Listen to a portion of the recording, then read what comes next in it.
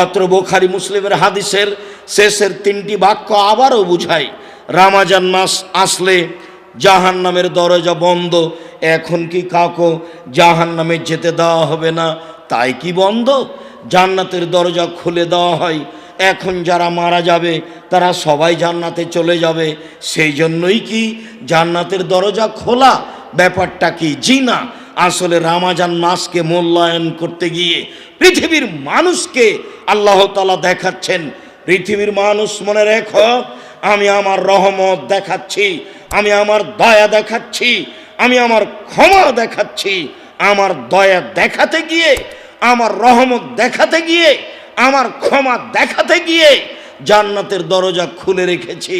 আসলে কে ঢুকবে এটা কথা নয়, বরং দয়া ও ক্ষমা দেখাতে গিয়ে সম্মানার্থে আমি জান্নাতের দরজা খুলে রেখেছি। দয়া ও ক্ষমা দেখাতে গিয়ে তোমাদেরকে আগ্রহী করার জন্য জাহান্নামের দরজা বন্ধ রেখেছি। এটা রমজান মাসের মান মর্যাদা। কে বুঝবে, কে মূল্যায়ন করবে? শয়তানের পা বেঁধে দেওয়া হয়েছে। এইটা রমজানকে আল্লাহ তাআলা মূল্যায়ন করছেন, যা রাসূল সাল্লাল্লাহু আলাইহি সাল্লাম বলছেন। সম্মানিত দিনী ভাই বোন, রমজান চলে আসছে, আমরা হয়তোবা রমজানকে যথাযথভাবে মূল্যায়ন করতে পারবো না, বরং আজ থেকেই প্রাণপণে চেষ্টা চালাই, আল্লাহকে বলি, আল্লাহ এবছরের রমজান যেন যথাযথভাবে মূল্যায়ন করতে পারি, এই তৌফিক তুমি দান করো। সম্মানিত দিনী ভাই বোন, আবু হুরায়রা রাদিয়াল্লাহু তাআলা আনহু বলেন, রাসূল সাল্লাল্লাহু আলাইহি সাল্লাম বলেছেন, ইজা কানা আউয়ালু লাইলাতিন মিন শাহরি রমাদান, যখন রমজান মাসের প্রথম রাত হয়, শাওয়াল শাবান শেষ হয়েছে, রমজান শুরু হয়ে গেছে, যেই দিনই রমজান মাসের প্রথম রাত আসে, ইনাদি মুনাদিন মিনাস সামায়ে, তখন আকাশ থেকে চিৎকার করে ফেরেশতা বলেন, ইয়া বাগিয়াল খায়র আকবেল, হে কল্যাণকামী, যারা তোমরা কিছু নেকি করতে চাও, পাপ হয়ে গেছে, ক্ষমা পেতে চাও, যারা তোমরা কিছু চাও তারা সামনের দিকে আগিয়ে আসো, আল্লাহর রহমতের দরজা খোলা আছে, তোমরা আগিয়ে এসে আল্লাহর রহমত ধরে নাও। যে যেভাবে পারো, যার যা দাবি আছে দাবি দেওয়া পেশ করো। এইভাবে ফেরেশতাগণ বলতে থাকেন, আসো আসো, আগিয়ে আসো, রমজানকে মূল্যায়ন করো, কল্যাণপূর্ণ কাজ করো। ফেরেশতা বলেন, ইয়া বাগিয়া শাররে আকসির, হে পাপী একটু থেমে থাকো, পাপ করো না। হে পাপী একটু থেমে থাকো, পাপ করো না। রমজান মাস চলে এসেছে, পাপ থেকে বিরত থাকো। সম্মানিত দিনী ভাই বোন, রাসূল সাল্লাল্লাহু আলাইহি সাল্লাম আরো বলেন, ওয়াবতু কাউমিনান নার, এই জাহান্নাম থেকে মুক্তি ঘোষণা। ফেরেশতাগণ আকাশ থেকে চিৎকার করে বলেন, পৃথিবীর মানুষ শুনে রেখো, রমজান মাস জাহান্নাম থেকে মুক্তি ঘোষণা হচ্ছে, তোমরা জাহান্নাম থেকে মুক্তি নিয়ে নাও। জাহান্নাম থেকে মুক্তি ঘোষণা হচ্ছে, রমজান মাসে তোমরা রমজান মাসে জাহান্নাম থেকে মুক্তি নিয়ে নাও। এইভাবে প্রত্যেক রাতে বলা হয়, যা রাসূল সাল্লাল্লাহু আলাইহি সাল্লাম বলেন। সম্মানিত দিনী ভাই বোন, আবু হুরায়রা রাদিয়াল্লাহু তাআলা আনহু বলেন, রাসূল সাল্লাল্লাহু আলাইহি সাল্লাম বলেছেন, মান সামা রমাজানা ঈমানান ওয়া ইহতিসাবান গুফিরা লাহু মা তাকাদ্দামা মিন জামবিহি। পৃথিবীর মানুষ শুনে রেখো, তোমরা কেউ যদি ঈমান সহকারে নেকির আশায় রমজান মাসের সিয়াম পালন করো, তাহলে অতীতের সব পাপ ক্ষমা হয়ে যাবে। এটাই রমজান মাস। দৃঢ় ঈমান নিয়ে নেকির আশায় রমজান মাসের সিয়াম পালন করো, তোমাদের অতীতের পাপ ক্ষমা হয়ে যাবে। রাসূল সাল্লাল্লাহু আলাইহি সাল্লাম বলেন, মান কামা রমাজানা ঈমানান ওয়া ইহতিসাবান গুফিরা লাহু মা তাকাদ্দামা মিন জামবিহি। কেউ যদি ঈমান সহকারে নেকির আশায় রমজান মাসে তারাবি পড়ে, তাহলে তার অতীতের সব পাপ ক্ষমা হয়ে যাবে। সম্মানিত দিনী ভাই বোন, তারাবি অবশ্যই ফরজ নয়, রমজান মাসের সিয়াম অবশ্যই ফরজ। তবে রমজানের তারাবি ভিন্ন ধরনের ইবাদত, রমজানের তাহাজ্জুদ ভিন্ন ধরনের ইবাদত, রমজানের কিয়ামুল লাইল ভিন্ন ধরনের ইবাদত, রমজানের সালাতুল লাইল ভিন্ন ধরনের ইবাদত, এর একটা ভিন্ন মর্যাদা আছে। রাসূল সাল্লাল্লাহু আলাইহি সাল্লাম বলেন, কেউ যদি রমজান মাসে তারাবি পড়ে, রমজান মাসে তাহাজ্জুদ পড়ে, রমজান মাসে কিয়ামুল লাইল করে, তাহলে তার অতীতের সব পাপ ক্ষমা হয়ে যাবে। মর্মে রমজান আসলেই পুরো মাস তারাবি, তাহাজ্জুদ, কিয়ামুল লাইল, সালাতুল লাইল পড়ার প্রাণপণে চেষ্টা করবেন। একাই পড়া সবচেয়ে ভালো হবে, জামাতবদ্ধ পড়তে পারেন, জামাতবদ্ধ পড়ার চেষ্টা করবেন, নইলে শয়তান আপনাকে বোকা বানাবে। আবু হুরায়রা রাদিয়াল্লাহু তাআলা আনহু বলেন, রাসূল সাল্লাল্লাহু আলাইহি সাল্লাম বলেছেন, মান কামা লাইলাতুল কদরি ঈমানান ওয়া ইহতিসাবান গুফিরা লাহু মা তাকাদ্দামা মিন জামবিহি। কেউ যদি ঈমান সহকারে নেকির আশায় আপনার লাইলাতুল কদরকে মূল্যায়ন করে, তাসবিহ তাহলিল জিকির আজকার করে, শেষের দশক জেগে থাকে, তাহলে তার অতীতের সব পাপ ক্ষমা করা হবে। এই কথা মুহাম্মদ সাল্লাল্লাহু আলাইহি সাল্লাম বলেন। সম্মানিত দিনী ভাই বোন, আমি অত্র হাদিসগুলি পেশ করে আপনাকে রমজান মাসকে যথাযথভাবে মূল্যায়ন করার জন্য অনুরোধ জানাচ্ছি। সিয়াম থাকা, ক্ষমা চাওয়া, রহমত কামনা করা, দয়া কামনা করা, অর্থ সম্পদের দাবি দেওয়া কামনা করা, ছেলে মেয়ের বড় হওয়া, কল্যাণ কামনা করা, বিপদ থেকে মুক্তি চাওয়া, সব চাইবেন রমজান মাসে, একেবারে প্রথম রমজান থেকে নিয়ে শেষ পর্যন্ত, যা একাধিক হাদিস দ্বারা প্রমাণিত হয়। এবার চলে যান, এবার আমরা চলেন যাই দেখি রমজান শুরু করব কিভাবে। আবু হুরায়রা রাদিয়াল্লাহু তাআলা আনহু বলেন, রাসূল সাল্লাল্লাহু আলাইহি সাল্লাম বলেছেন, সুমুলে রুয়াতিহি আফতিরুলে রুয়াতিহি। পৃথিবীর মানুষ, তোমরা চন্দ্র দেখে সিয়াম শুরু করো, চন্দ্র দেখে সিয়াম ছেড়ে দাও। তিনি বলেন, ফাইন গুম্মা আলাইকুম ফাকমিলু ইদ্দাতা সালাসিনা শাবান। যদি আকাশ মেঘাচ্ছন্ন হয়, তাহলে তোমরা শাবানকে 30 করে নাও।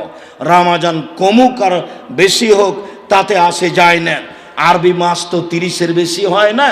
রমজান কমে যাক তাতে আসে যায় না। যদি আকাশ মেঘাচ্ছন্ন হয়, তাহলে তোমরা শাবানকে 30 করে নাও। এতে যদি রমজানের একদিন শাবানের মধ্যে ঢুকে যায়, তাতে আসে যায় না। সম্মানিত দিনী ভাই বোন, অত্র হাদিসে রাসূল সাল্লাল্লাহু আলাইহি সাল্লাম চন্দ্র দেখে সিয়াম শুরু করতে বললেন, চন্দ্র দেখে সিয়াম ছেড়ে দিতে বললেন। সারা পৃথিবীতে একদিন সিয়াম মানুষ ধরবে, এ কথা সত্য নয়। সারা পৃথিবীতে একদিন মানুষ সিয়াম ছাড়বে, এ কথা সত্য নয়। সারা পৃথিবীর মানুষ একদিন সিয়ামের ঈদ পালন করবে, কুরবানির ঈদ পালন করবে, এ কথা ঠিক নয়। সেই কালেই কুরাইব রাদিয়াল্লাহু তাআলা আনহু বলেন যে, হারিসের মেয়ে উম্মুল ফাদল আমাকে মদিনা থেকে সিরিয়ায় পাঠালেন মুআবিয়ার কাছে একটা কাজের জন্য। আমি সিরিয়ায় চলে গেলাম। সিরিয়ায় চলে গিয়ে মুআবিয়ার কাছে সেই কাজটি শেষ করলাম। সেদিনই আকাশে চন্দ্র দেখা দিল, আমরা চন্দ্র দেখলাম। সেদিন আমি সিরিয়ায় রয়েছি। চন্দ্র দেখে আমিও সিয়াম শুরু করলাম। সিরিয়ার প্রেসিডেন্ট মুআবিয়াও সিয়াম শুরু করলেন, জনগণ সিয়াম থাকলো। আমি সেই দিন বের হলাম মদিনার উদ্দেশ্যে। মাস শেষ হয়ে গেল আমার মদিনায় আসতে। মাস শেষে আমি মদিনায় চলে আসলাম। ইবনে আব্বাস আমাকে ডেকে পাঠালেন।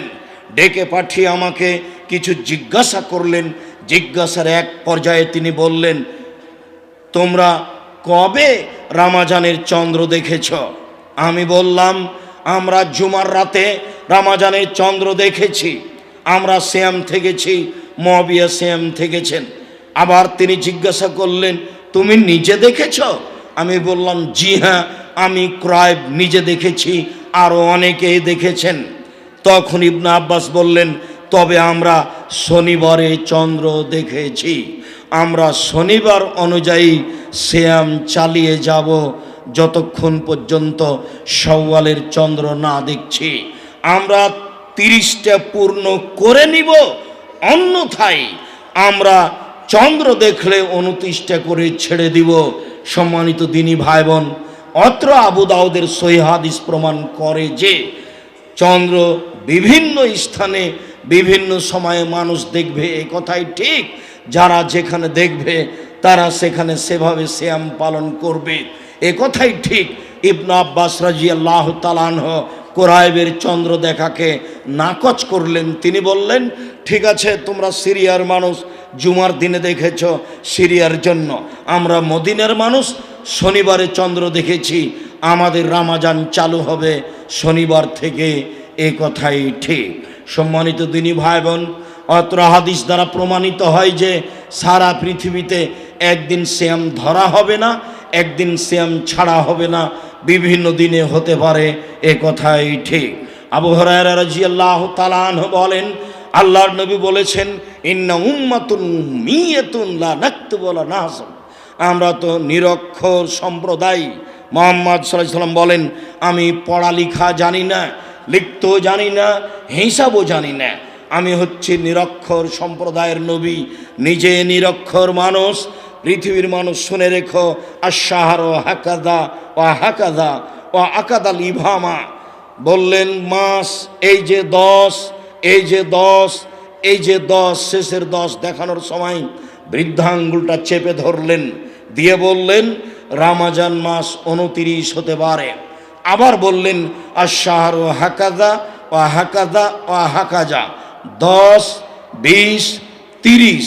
রামাজান মাস কিয়ামত পর্যন্ত হয় 29 হবে, না হয় 30 হবে, হয় 29 হবে, না হয় 30 হবে। কখনো আরবি মাস 28 হবে না, কখনো আরবি মাস 31 হবে না।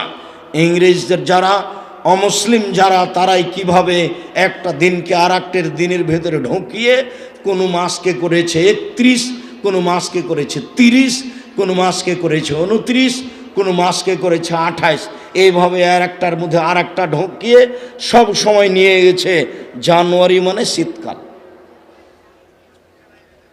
শীতকাল ছাড়া জানুয়ারি আসবে না। আরবিতে এরকম হয় না।